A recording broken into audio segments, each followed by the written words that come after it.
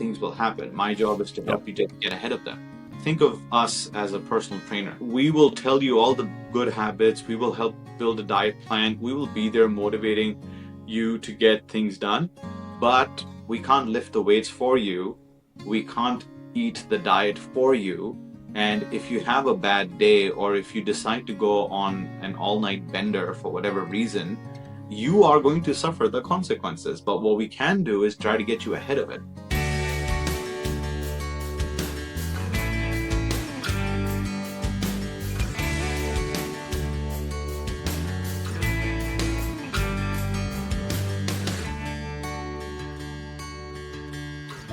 Alrighty, so thanks everyone for tuning into this episode of Find Your Cause. Today we have a really special guest and organization. We don't typically interview for-profit companies because we have a focus on nonprofit, but there have been a lot of times when we have. And a lot of the reasons why we end up doing that is because they have mission or activities or a culture that we really want to highlight and take some learnings from. So tonight, Saaim Khan joined us. He's the founder and managing director of Cyber Matters. Saaim, thank you so much for your time tonight. Hey, thanks so much for having me. Great to be here. All right. So per usual, what is the mission and what is your organization, Cyber Matters? Sure. So I started Cyber Matters with a mission of demystifying and kind of breaking the conventional truths around cybersecurity consulting.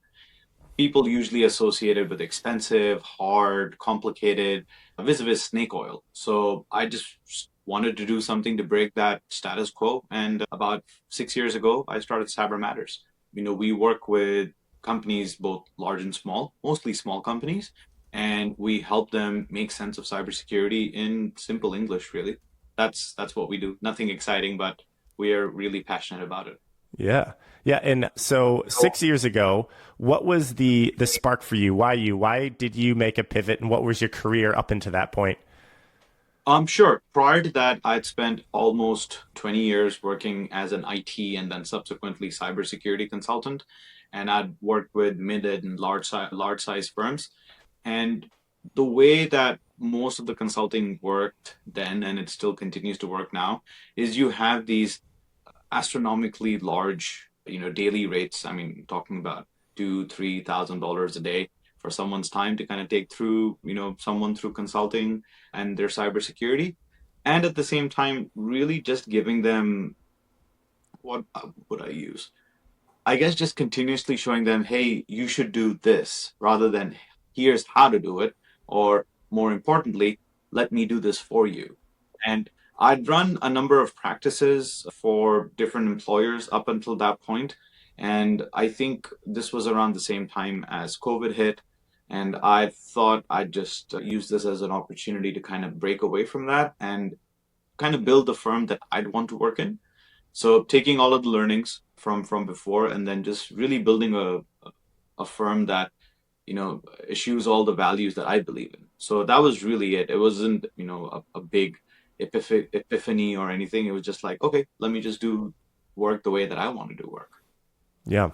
What were some of the, coming from kind of being for larger security organizations, what were some of the things that you brought to your company, and what were some of the things that you chose intentionally to leave behind as you started to build your company? So one of the things that I often saw done really well in larger organizations is having the infrastructure and having the actual scaffolding, for lack of a better term, to be able to provide a world-class service. So it means being almost obsessive about the smaller details, because it's all those smaller details that kind of connect. For example, and this may sound really strange, but like deciding what systems you're going to use early on, deciding and building out processes from day one, even if it's just a one-person firm at that point. But really, it doesn't have to be War and Peace, but even a page which kind of says, this is how I do X, this is how I do Y, and really building out those processes from day one.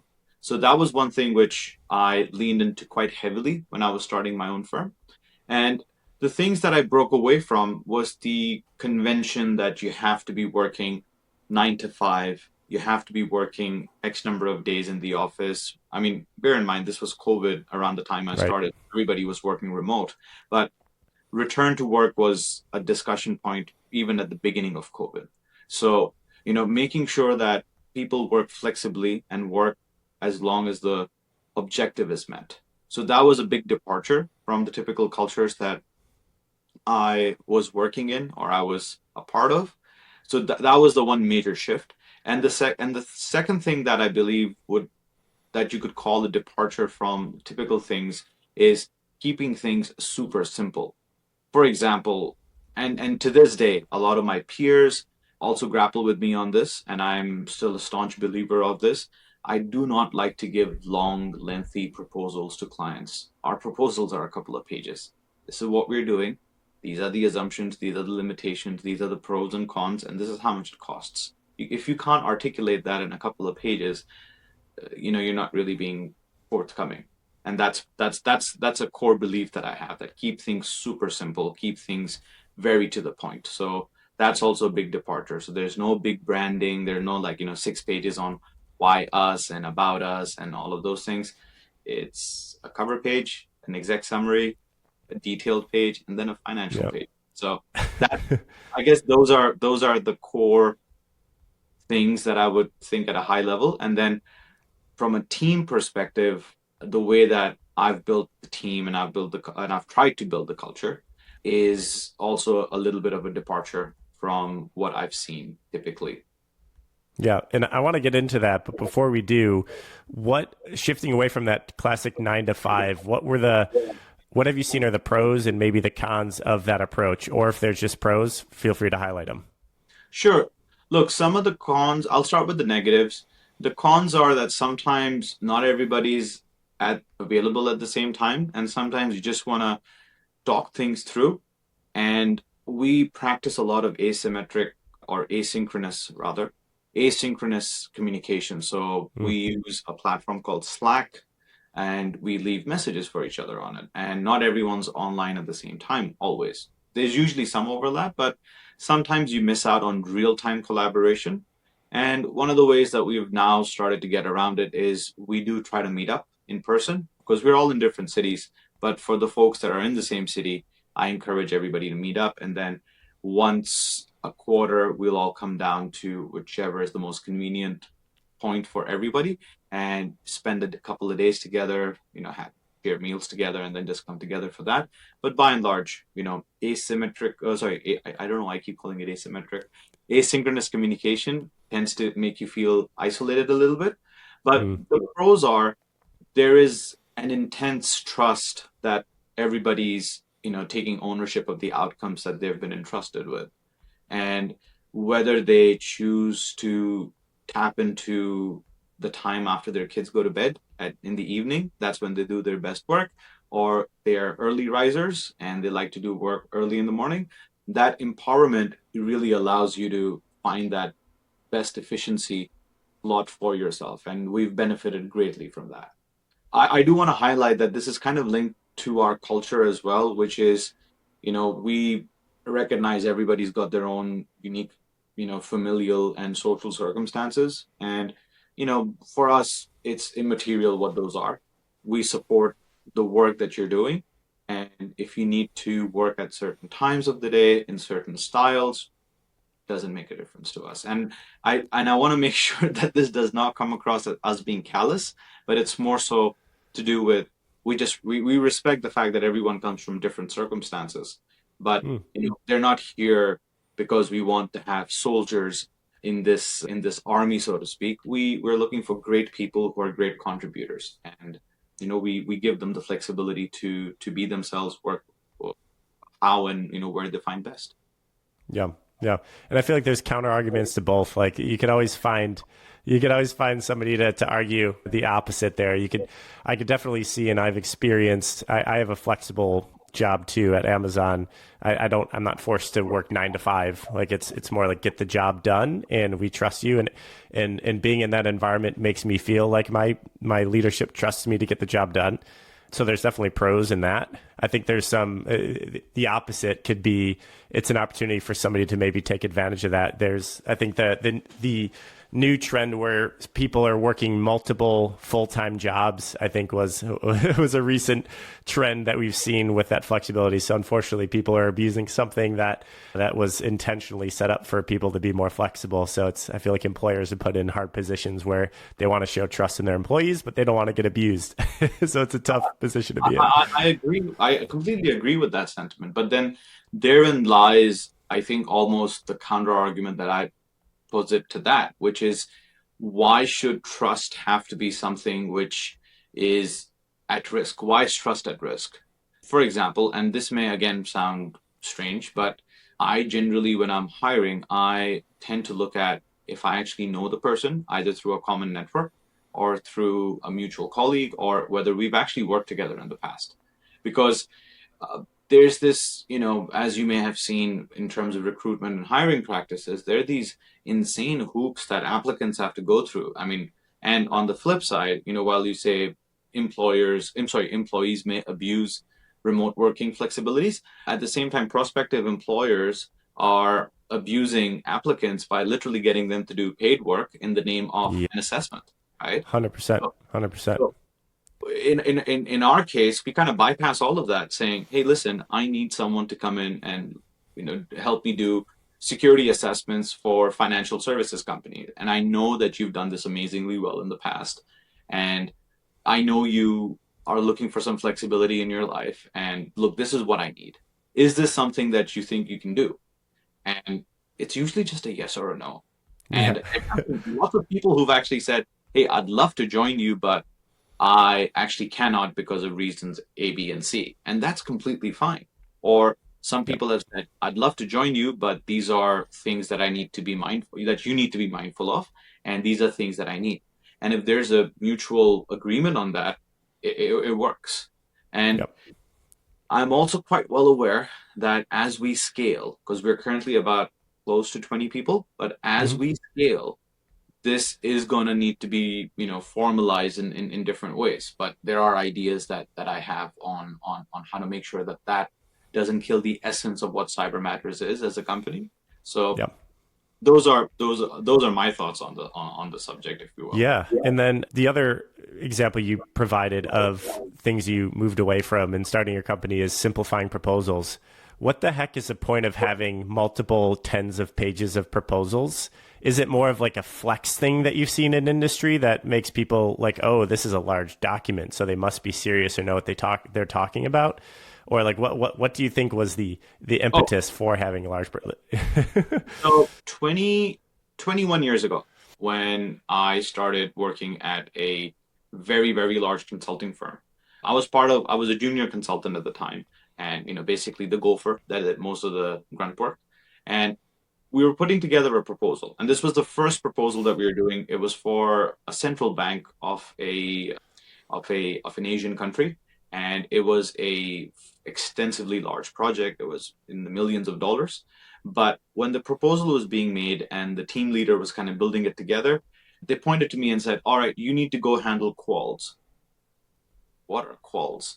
Like quals, we have this library of hundreds of one-pager PDFs. You need to go through all of those PDFs, and each is a one-pager on a project profile that we've done, and you need to find similar ones.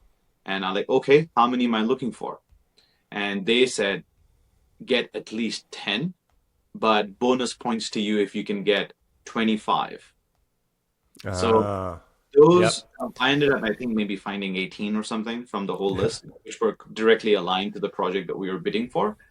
18 pages of just one-page tables of the work that's been done. The idea is to inundate your reader to show that you are so good and you've done this so many times, and it's been, proven beyond the shadow of a doubt that you are the best at what you do.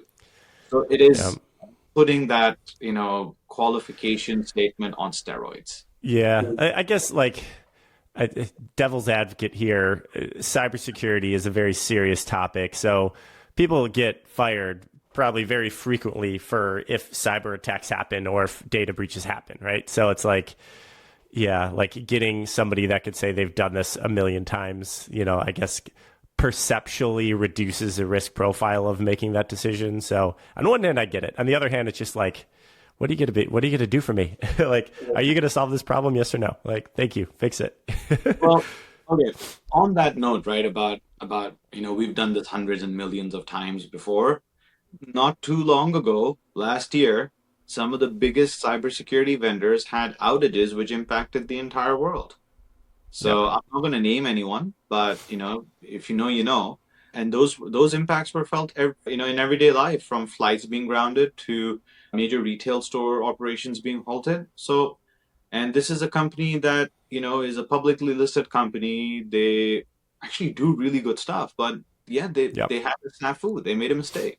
But Yep. and this is the thing that we advocate for quite a bit, right? We know something is going to go wrong. And the Yep. only thing that you can do is to kind of think about, okay, what will I do if something goes wrong? We don't want you to start quantifying what that thing will be, but more so, do I have a response process in place? And Mm-hmm. then you just do the best you can. And we set this expectation with our customers when we're meeting them for the first time. It's like, I'm not, what I represent or what I'm presenting to you is not a silver bullet. Bad things will happen. My job is to Yep. help you just get ahead of them. It's Yeah. almost like, and I give this example quite often, is think of us as a personal trainer. We will tell you all the good habits. We will help build a diet plan. We will be there motivating you to get things done, but we can't lift the weights for you. We can't eat the diet for you. And if you have a bad day or if you decide to go on an all night bender for whatever reason, you are going to suffer the consequences. But what we can do is try to get you ahead of it. So Yep. there's anyone who says that they can make sure this doesn't happen ever is kind of Yeah. themselves. Run in the And other direction. Yes. Yes. Exactly. Awesome. Well, that's great for some of those best practices organizationally that you've brought to your organization. From the culture building perspective, I'd love to hear some of your experiences and what you brought and maybe chose to leave behind. yeah, sure. Look, culturally, it's a flat structure. Everyone works with everyone. There's no reporting line. So I'm nobody's boss and nobody else is anybody else's boss. Everybody's there for a very specific purpose. We utilize this thing to the right person in the right seat. It's actually a methodology I've borrowed heavily from Gino Wickman's entrepreneurial operating system. A lot of small startups use that framework as a strategy and a structure building tool block. So we have the right people in the right seat, and everyone's doing what they're doing. So there's no hierarchy to speak of.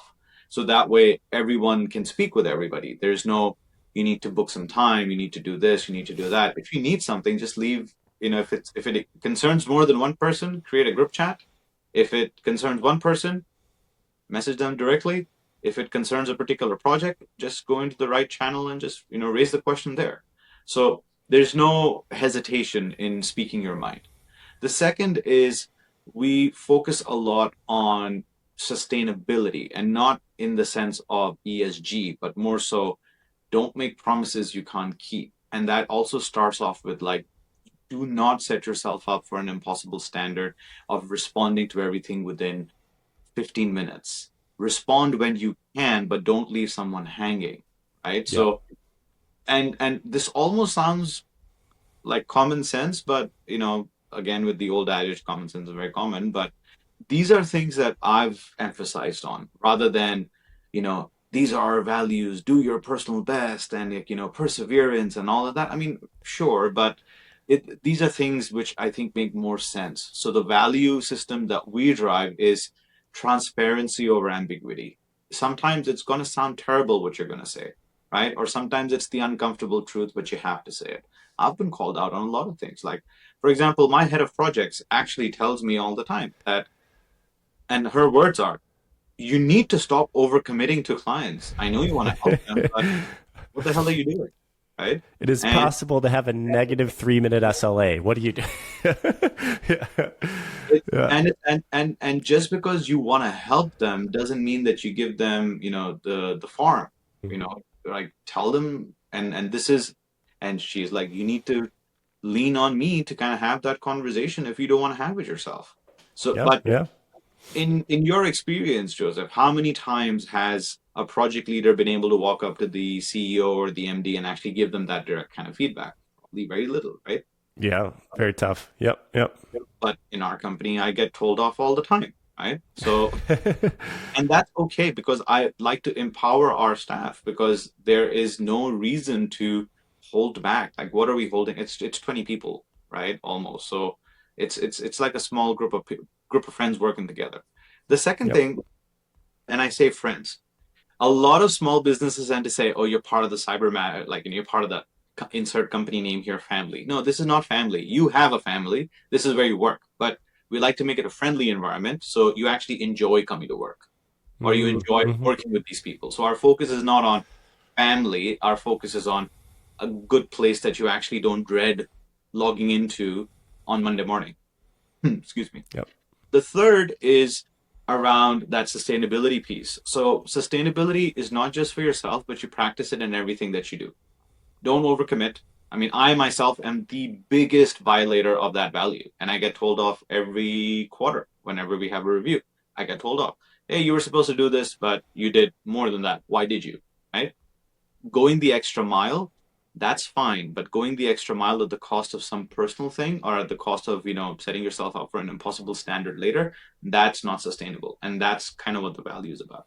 And I'm very comfortable talking about all of this because I am still aspiring to all those values, right? And I'm not Yep. on them Yep. 100%. So, and again, that goes back to number one, which is transparency. So, and I'm quite open about it. When we speak with our clients, we're pretty open about it. Like we don't hide anything. We don't, kind of try to present a certain view of the company. It Yep. is what it is. And I think that is something that's helped. And lastly, it is whatever you're doing, make sure it actually does some good in the world. Yep. So, for example, if I'm sitting here talking to you, hopefully some of the stuff I say may resonate with you, and the stuff that you'll share with me resonates with me. And we both walk away learning a bit more than we did getting into this conversation. And that's the same approach I take into every interaction that we have. And that's, including the team and including our customers. And that's what I help push the team as well.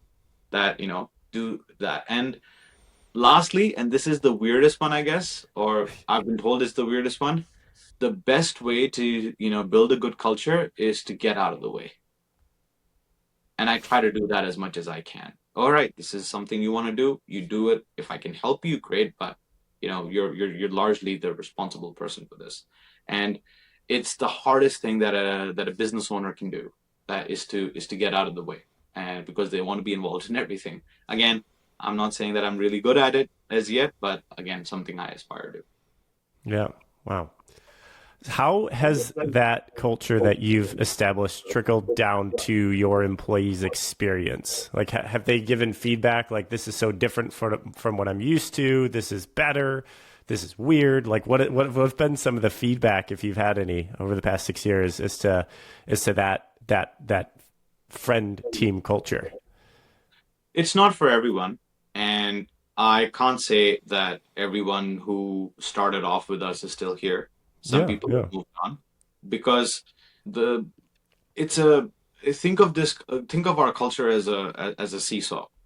There is a lot of flexibility and implicit trust given to you, but then it's kind of balanced out by your own personal ethos and responsibility Yeah. and your own initiative, if you will. So what I mean by that is the folks that have left and moved on, they have moved on because they felt that they weren't given too much structure. They wanted more Mm, structure, mm, they wanted more rigidity, and we're not that. So yeah. Yeah. at the same time, and again, very very open about it, we don't pay the highest salaries in the market. We're a small business, but we also don't try to underpay our people. So, we try to strike a good balance. And the balance and this, and, like salary negotiations and compensation negotiations, they're all pretty much based on an honest conversation. Hey, man, this is my budget for the year. I want to hire two consultants. If I give you X, then I have Y left, and I'm not going to be able to get someone for Y. So, this is what it is. The second thing is the kind of benefits that we offer. So, For example, everybody in the business that comes in, because they're in a consulting capacity, we add them onto our own professional indemnity and public liability, or is it indemnity? Yeah, public indemnity and professional liability insurance. So Hmm. that way, if they give any advice, they're covered. So they have that Yep. protection. Secondly, we have an unlimited leave policy. And to be honest, nobody actually takes more than 5 weeks, if at all, over a Yeah. 12-month period. And it's because people are committed to doing the things that they want to do. Someone was moving houses, they were moving to a different city, so they want to take a couple of weeks off. Sure. Somebody wants to take a couple of days off because of a religious observance or because of a family event, whatever. You want to take a day off just because you don't feel like working, that's also okay. But there's a lot of responsibility that comes in. Oh yeah. Oh yeah. The other thing that I've realized, and again, this may sound strange, and or maybe I just don't have enough data to actually substantially claim what I'm about to say, but please take it with a grain of salt. Yeah. I think culturally, from our perspective, we're not a company for youngins, if that makes sense. Yeah. Yeah. And what I mean is that the average age at our company is about 38 years old. Hmm. Hmm. So not young, no spring chickens here, right? But I guess it's also because of the nature of the work we do. There is a certain amount of EQ, a certain amount of maturity that we expect. And we have hired youngins in the past. And when I say youngins, I mean, someone below the age of 25. They've not really, and again, those were the same people who've given us that feedback that, Yeah. Yeah. Needed more structure, especially young in their career. Yep. Yep. correct. So the mentorship that we offer, I guess I say mentorship, it's more like, like the experiences that we pass on from our experience working in this field. People want that to be a bit more structured, but generally it's more like, hey, don't do this. Because hey, when I was, doing a project for X so and so, this thing blew up in my face. So I can tell you from experience. But a lot of people may not be appreciative of that until that happens to them. And they'll be like, oh yeah, you were right. I told you so kind of situation, right? And then from there, the other thing, which the feedback that we've received is from our perspective, right? There's a standard that I try to uphold is even if you work with us for a month, a week, a month, a year, it doesn't matter. I will give you a professional reference, and Mm. I will, whether you ask for it or not. I mean, you can throw it in the bin if you want, right? Yep. And I'm more than happy to be a reference for you in your next endeavor because we do not want to be the employer that you hide from to go, interview for your next role. So some of the folks that have worked with us, they've actually they've told me that, listen, this isn't working for me. They're like, okay, that's absolutely fine. Look, you're on these projects. I do need your help to get these projects done. Do you need to speak to recruiters? Here are the 5 recruiters that I can trust, and tell them I sent you. Do you need any references? What kind of jobs are you applying for? What do you want to do? Yep. Because ultimately, the way I look at it, it's a very small industry that we work in, even globally, right? It's a small industry. Yep. So, and pardon the language, but if you're a douchebag to Yeah. your employees today, and tomorrow they become a CISO or a decision maker at a firm that you're prospecting at, and they see you, they're going to be a douchebag to you, and you can't really blame them Yep. because Yeah. goes around comes around, or You burn that bridge. That was your choice. Yep. So just like I think so. You know how if you go to HubSpot's value page, they say like use good judgment. I think that's their single liner. Ours is don't be a douchebag. Yeah. A lot more direct. Yeah. And Yeah. we are very direct. We are very direct. Yeah. We are like there's no reason to beat around the bush. It is what it is, and I think our clients also love us for it. Like we will quite openly tell our clients, if you think this is going to pass, you are dreaming. This is not going to fly. Yeah. And part of our marketing or part of our messaging is sometimes we're the only adult in the room. Yeah. Yeah. Yep. Wow. Well, this is great to hear that this is a culture that you've established, especially in this up and coming market and this huge need that we're seeing in industry. What do you hope in the next 6 years Cyber Matters turns into? In the next 6 years, I'd like Cyber Matters to not just be compliance in the cyberspace, but compliance in every space. Because unfortunately, and at the time of this recording, there's some riveting gossip slash news that's going through the cyber compliance industry about fraud and dodgy certificates and audits and stuff. I Yep. I know that other industries are rampant with this kind of compliance theater as well. My vision for the company is to be that, hey, if you need a straightforward, 5-word answer to a question, this is the company that you call. And if and this is funny as well. This was a good moment for me. We started off the year helping 3 other compliance companies prepare for their audits. Yeah. So we're the Yeah. compliance company that compliance companies come to for audit, right? That's a good sign. Yeah. Yep. And I'd like to build that further. So, we play with everybody. We help our competitors. We work with all the vendors that are associated in the industry. We work with people who are around. So I want to continue that. And I believe very much so. And again, this may be aspirational or delusional, depending on how you want to look at it.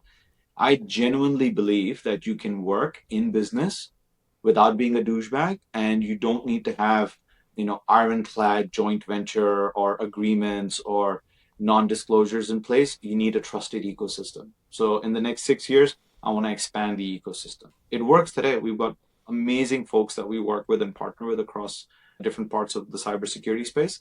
And I just want to see that grow more into non-cybersecurity fields like finance, health, as well as environmental and physical safety. So I want to look at all things compliance.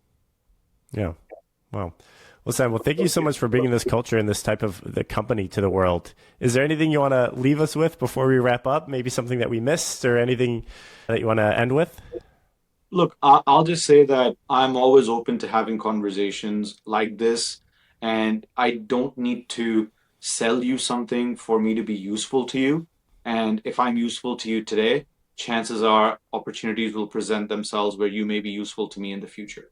And that's what you should go through life trying to be, right? Useful to people, because then it all adds up. So if anyone who's listening or watching your podcast needs help on cybersecurity, has questions, I'm always happy to have a conversation. And again, it's not a sales pitch. It's just something that we all at Cyber Matters genuinely enjoy doing.